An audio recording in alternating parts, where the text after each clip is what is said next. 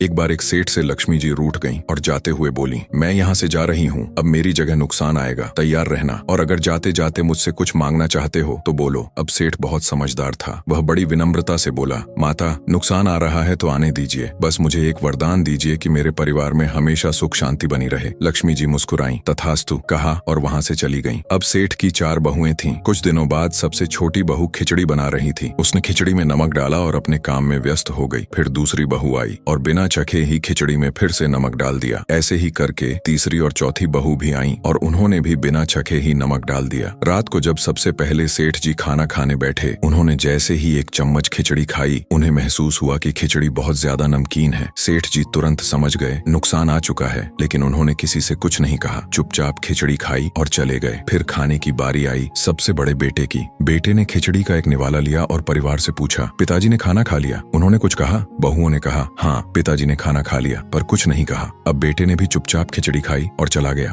ऐसे ही करके एक एक करके परिवार के सभी सदस्य आए। हर किसी ने खिचड़ी खाई, किसी ने किसी पर गुस्सा नहीं किया, कोई झगड़ा नहीं हुआ, सब शांत रहे। रात को जब सेठ जी सो रहे थे तो उन्हें सपना आया। सपने में नुकसान स्वयं आया और हाथ जोड़कर बोला, भाई मैं यहाँ से जा रहा हूँ, मैं इस घर में नहीं रह सकता। सेठ ने पूछा, क्यों, क्या हो गया? नुकसान बोला, तुम सबने मिलकर 1 किलो नमक खा लिया, पर मजाल है कि किसी ने किसी पर चिल्लाया हो, किसी ने गुस्सा किया हो, सब शांत रहे, सब प्रेम से रहे। अब जिस परिवार में इतनी सुख शांति और आपसी प्यार हो, वहाँ मैं नहीं रह सकता। निष्कर्ष, जिंदगी में उतार चढ़ाव, दुख सुख, फायदा नुकसान सब चलते रहते हैं, पर अगर परिवार में प्यार, सम्मान और शांति बनी रहे तो कोई भी नुकसान ज्यादा दिन टिक नहीं सकता। जहाँ छोटों में आदर और बड़ों में बड़प्पन हो, वहाँ से हर अपशकुन, हर नुकसान खुद ब खुद चला जाता है, क्योंकि जहाँ एकता और प्रेम है, वहाँ हर संकट छोटा पड़ जाता है।